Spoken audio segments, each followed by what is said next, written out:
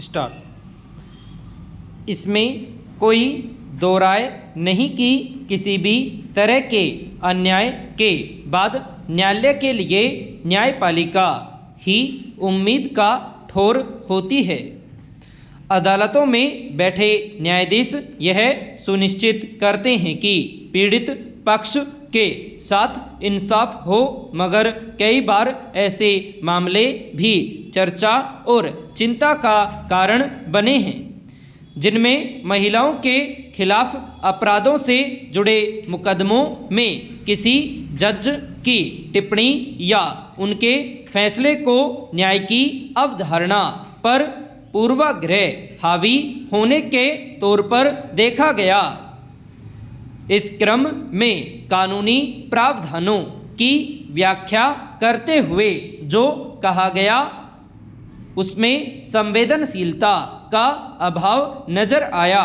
शायद यही वजह है कि पिछले हफ्ते सुप्रीम कोर्ट को जजों के दृष्टिकोण में जरूरी संवेदनशीलता विकसित करने के लिए अलग से प्रयास करने पर जोर देना पड़ा।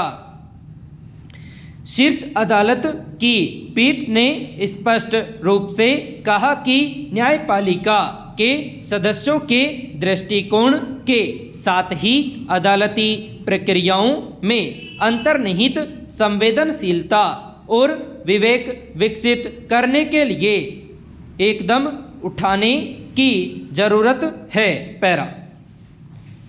हालांकि समय समय पर शीर्ष अदालत की ओर से न्यायाधीशों के दृष्टिकोण पर रूढ़िवादी सोच हावी होने से उपजे सवालों से निपटने के लिए कदम उठाए गए हैं। वर्ष 2023 में एक पुस्तिका भी इस उद्देश्य से तैयार की गई थी कि न्यायाधीश पितृसत्तात्मक भाषा को पहचान कर उससे बच सके, मगर इस सब का कोई ठोस असर सामने नहीं आ सका। इसी के मद्देनज़र सुप्रीम कोर्ट ने अब राष्ट्रीय न्यायिक अकादमी को यौन हिंसा और अन्य अपराधों के संदर्भ में न्यायाधीशों तथा न्यायिक प्रक्रिया के भीतर संवेदनशीलता एवं करुणा विकसित करने के उद्देश्य से दिशा निर्देश तैयार करने के लिए एक विशेषज्ञ समिति गठित करने का आह्वान किया। जाहिर है शीर्ष अदालत का निर्देश यह सुनिश्चित करने के मकसद से है कि जज महिलाओं के विरुद्ध अपराधों और खास तौर पर यौन हिंसा के मामलों में पूरी संवेदनशीलता के साथ सुनवाई करे, उनके फैसलों पर सामाजिक भेदभाव या पूर्वाग्रहों पर बनी धारणाओं की छाया नहीं दिखे। निश्चित रूप से सुप्रीम कोर्ट की इस पहल में एक ऐसी समस्या की पहचान कर उसे रेखांकित किया गया है जिसकी आमतौर पर अनदेखी की जाती है, लेकिन कई फैसलों पर उसका असर देखा जाता है। पैरा। दरअसल महिलाओं के खिलाफ यौन हिंसा से जुड़े मामलों में कई बार सामाजिक धारणाओं पर पितृसत्तात्मक सोच से संचालित मानसिकता हावी होती है, जबकि अदालतों में न्यायाधीशों से यह उम्मीद की जाती है कि वे इस तरह के पूर्वाग्रहों से मुक्त होकर कानून की व्याख्या करते हुए समाज में प्रचलित आम मानसिकता, उसके आधार पर बनने वाली धारणाएं और उसमें महिलाओं की वास्तविक स्थिति को ध्यान में रखेंगे। साथ ही वे मामले में फैसला देते हुए निरपेक्ष रहकर जरूरी संवेदनशीलता और करुणा का सहारा लेंगे।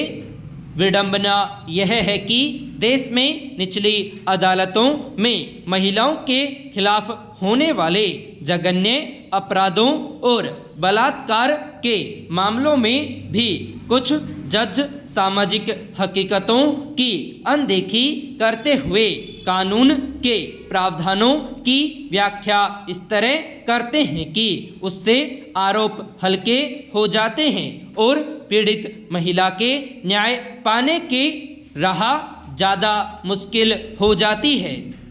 इसलिए ज़रूरत है कि न्यायाधीशों के दृष्टिकोण में संवेदना और करुणा विकसित करने के लिए लैंगिक संवेदनशीलता पर केंद्रित प्रशिक्षण कार्यक्रम संचालित करने के साथ साथ न्यायपालिका में महिलाओं का प्रतिनिधित्व बढ़ाने पर जोर दिया जाए।